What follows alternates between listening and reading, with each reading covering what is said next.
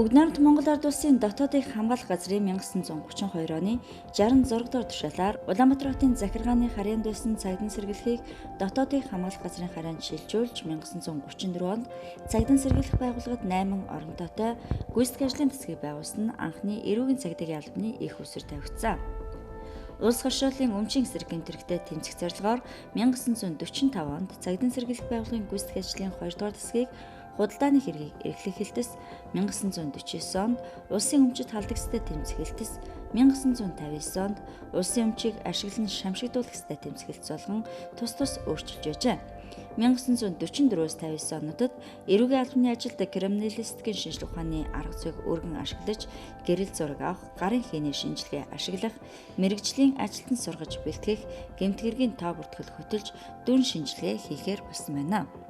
Дотоод явдлын яам, нийгмийг аюулаас хамгаалах яам, сайд нарын зөвлөөс 1938-аас 63 онуудад цагдын сэргийлэх байгууллагын гүйцэтгэх албаны хэлтсийн бүтэц зохион байгуулалтыг сайжруулах, орон тоог нэмэгдүүлэх, гэмтэрхтэй тэмцэх ажлын үр дүнг дээшлүүлэх, шатараасан олон арга хэмжээг авч хэрэгжүүлсэн 1971 онд гүйцэтгэх албаны хэлтсийг эрүүгийн хэргийг эрен сурвалжлах хэлтс болгон өргөтгөжээ.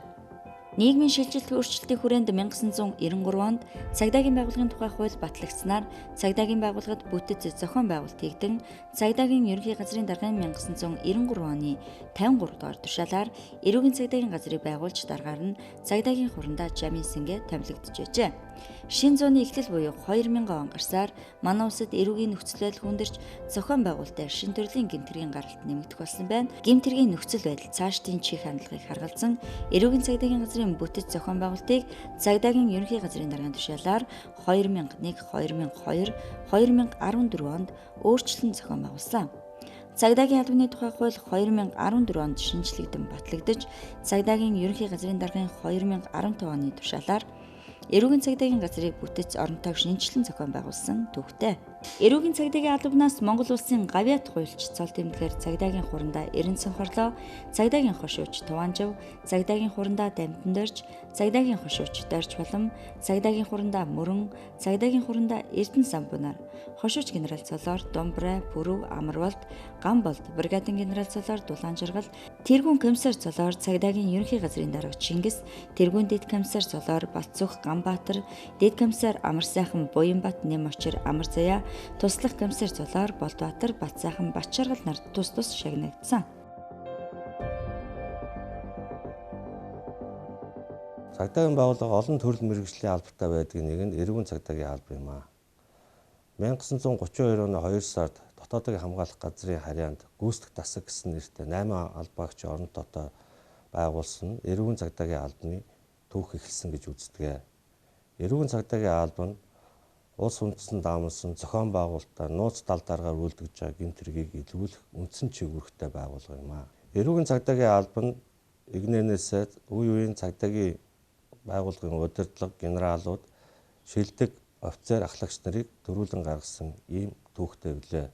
Цагдаагийн байгууллагын түүхт 95 жил, эрүүгийн цагдаагийн албаны 82 жилийг хойг тохиолдуулан үе үеийн ахмадууд хамтран зүтгэж байгаа алба багш нартаа цагдаагийн байгууллагын баярын мэндийг хүргэж тэдний ар гэр үр хүүхэд гэр бүлд нь аз жаргал сайн сайхныг хүсэн ерөөё.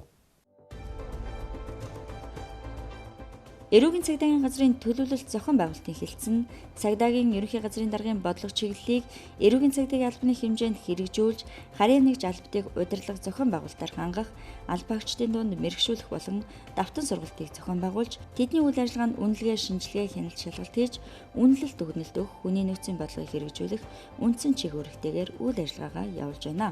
Мэдээлэл дүн шинжилгээний хэлтсэн цагдаагийн байгууллагын гүйцэтгэх ажлын мэдээллийн сан, түүний програм хангамж, сүлжээний аюулгүй байдлыг хангах, нээлттэй, хаалттай, нууц их сурвалжийн мэдээлэл дүн шинжилгээ хийж, үндэсний аюулгүй байдлын зөвлөл, цагдаагийн ерөнхий газар, эрүүгийн цагдаагийн газрын удирдлагыг мэдээлэлээр хангах, гэмтэрхтэй тэмцэх дүн шинжилгээгээр дэмжлэг үзүүлэх чиг үүрэгтэй ажилладаг. Нэгдүгээрт нь эрүүгийн цагдаагийн байгууллага бол цагдаагийн бус байгууллагуудаас албадуудаас бол шал өөр үйл ажиллагаа явуулдаг. Эрүүгийн цагдаагийн алба нь бол гэмт хэрэг тэр дундаа нууц талдаргаар үйлдвэрлэгдсэн зохион байгуулалттай хэлбэрт орцсон ийм гэмт хэргийг илрүүлдэг. энийг илрүүлдэг үйл ажиллагаа байхгүй болох юм бол ерөөсөө цагдаагийн байгууллага маань одоо усад хууль сахиулдаг байгууллагатай адилхан нэг жирийн тийм байгууллага л байдаг. Ийм учраас би эрүүгийн цагдаагийн албыг бол энэ цагдаагийн байгууллагын ажлын хамгийн одоо тэргүүлэх зэргийн гол өргөтэй албаа гэж ингэж ойлгодог. Ингэж боддог. Ер нь одоо тэг чандж ирсэн л дээ. Ягаад гэвэл би ганцхан жишээ хэлье л дээ. Төв орон нутгийн цагдаагийн байгууллагын даргаыг томилоход бол заавал эрүүгийн цагдаагийн байгууллагт ажиллаж исэн хүн томилдог байсан. Нэлээд хэдэн жилийн өмнөөс одоо энэ болцсон шиг байлээ л дээ. Нэг 10 жилийн өмнөөс болсон юм шиг. Тэрнээс урд нь бол дандаа эрүүгийн цагдаагийн байгууллагт ажиллаж исэн хүн томилдог. Ягаад тэр өгөхтөр зэрэг бас учиртай л да. Тэр нь бол за мөрдийн юм уу хөвжрөнд ажиллаж замын цагдаад ажиллаж байсан хүн бол нөгөө эрүүгийн цагдаагийн албаа мэдэхгүй болох тэр зэрэг тэрийг удирч чадахгүй. Эрүүгийн цагдаагийн албаа удирч байж баймаа чинь нөгөө тэргүүлэх албаа удирч байж баймаа чинь цагдаагийн бус талбарууд нь одоо тэрнийгээ дагаж одоо тэрнийхээ ойролцоо явуулдаг ийм шүтэлцээтэй байхгүй юу. Тийм учраас эрүүгийн цагдаагийн албыг бол одоо яриа байхгүй цагдаагийн байгууллага дотор бол тэргүүлэх гол одоо үүрэгтэй тийм албаа гэж ингэж ойлгодог. Харин эдийн засгийн гэмтрэхтэй тэмцгэлцэн дэд бүтэц банк санхүү мөнгөн тэмдэгт үнэт заас онцгой албан татврын тэмдгийг хуурамчаар үйлдэх, ашиглах, борлуулах, уул уурхай хөрөнгийн зах зээл, хөрөнгө оруулалтын салбарт үйлдэгдэж байгаа мөнгө угаах, худалдан авах ажиллагаа, төсвийн хөрөнгө завшиж өргөдүүлэх зэрэг эдийн засгийн гэмтрэхтэй тэмцэх чиглэлтэй.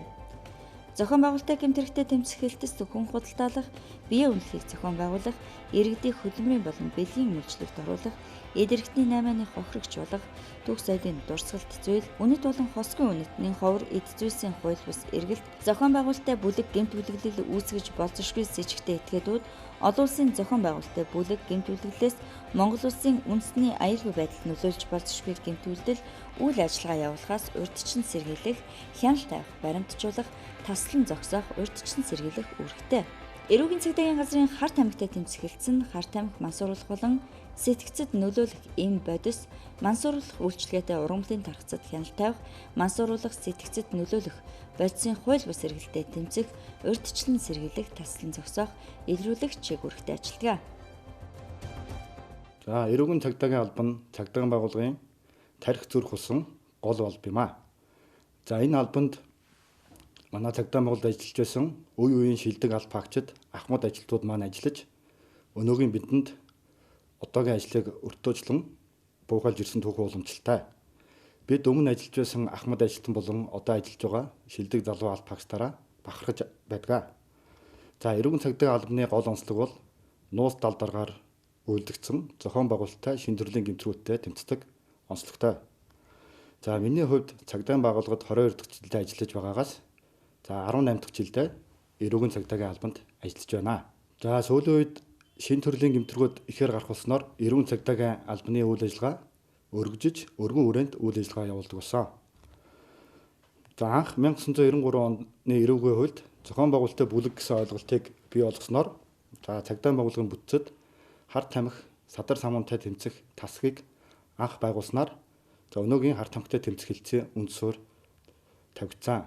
За гэмтэрхийн гаралт болон гадаад дотоод нөхцөл байдалтай уялдуулж за харт тамхитай тэмцэх чиглэлийн үйл ажиллагааг өргөжүүлснээр за 2012 онд эрүүгийн цагдаагийн албаны бүтцэд харт тамхитай тэмцэх хэлтсийг тусгаалan байгуулагч үйл ажиллагааг өргөжүүлсэн. За одоогийн байдлаар харт тамхитай тэмцэх хэлтсэн гүйцэтгэл хариуцсан тасаг болон мөрдөн байцаах тасаг гэсэн нэгжтэйгээр үйл ажиллагаагаа явуулж байна. За ингээд эрүүгийн цагдаагийн албанд ажиллаж байсан үе үеийн ахмад ажилтнууд болон одоо ажиллаж байгаа алба хаагчдаа цагдаагийн байгууллагын түүх 95 жилийн баярын мэндийг хүргье. Эрүүгийн цагдаагийн газрын нийтийн аюулгүй байдлын эсрэг гэмтрэхтэй тэмцгэлцэн галт зэвсэг тесэрч дэлбэрэх бодис, сум хэрэглийн хууль бус эргэлт, төрийн болон төрийн бус байгууллагуудын зүгээс зохион байгуулалтад явагдаж байгаа аливаа хууль бус үйл ажиллагаа, хууль бус санхүүжилт, террорист халдлага, шашны гажуурсгал, үндэстэн хоорондын мөргөлдөөн, нийтийг хамарсан эмх самраагүй байдал үүсгэс урьдчилан сэргийлэх хяналт тавих, тассан зогсоох чиг үүрэгтэй ажиллаж байна. Харин захин гэмтрэхтэй тэмцгэлцэн компьютер мэдээллийн сүлжээнд хууль бусаар нэвтрэх, өөрчлөх, эвдлэн сүйтгэх, мэдээллийн хууль бусаар олж авах нянтай програм зохион бүтээх, ашиглах, дараах, гэмтрэхтэй тэмцэх, захин орчин дахь зохиогчийн эрх, иргэний захидал харилцааны нөөцөд халдах, садар самууныг сурталчлах гэмтэрхтэй тэмцэх, түүнээс урьдчилан сэргийлэх тасн зогсоох, илрүүлэг чиглүүлэхтэй ажиллаж байна. Эрүүгийн цагдаагийн албаны үе үеийн алба агч нартаа Монголын цагдаагийн байгууллага үүсгэн байгуулагчны түүхт 95 жилийн ойн баярын мэндийг хүргэж байна.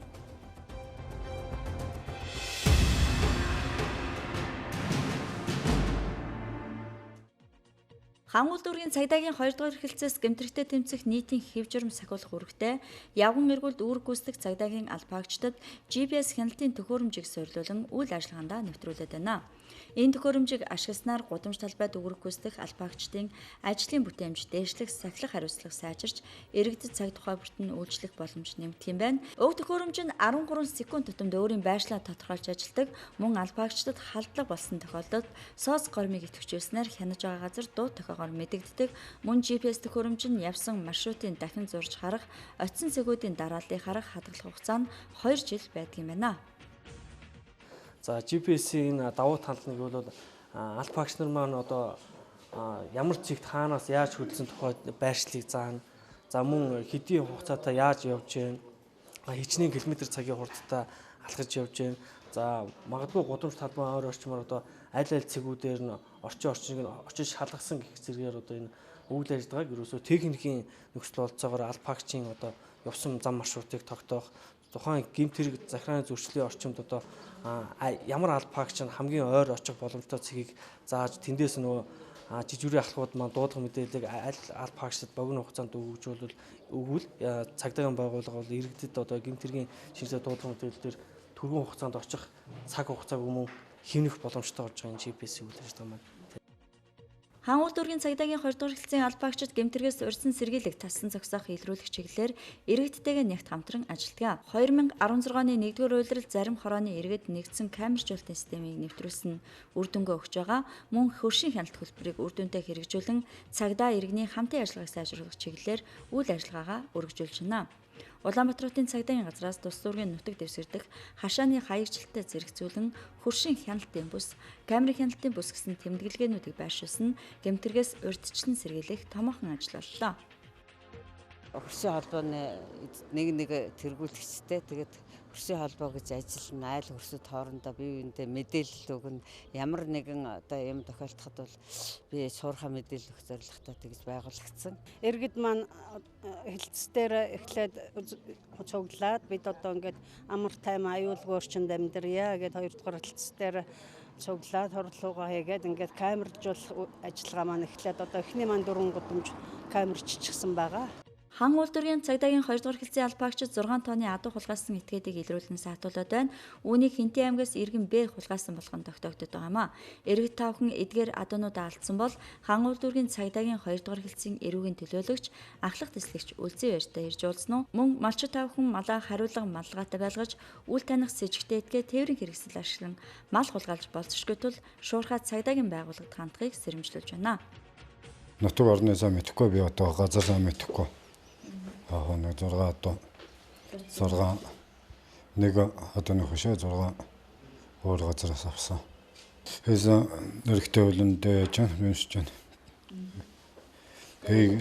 Яасан нэг надад нэг мөнгө төгрөг болгосон зорилго бол байгаагүй.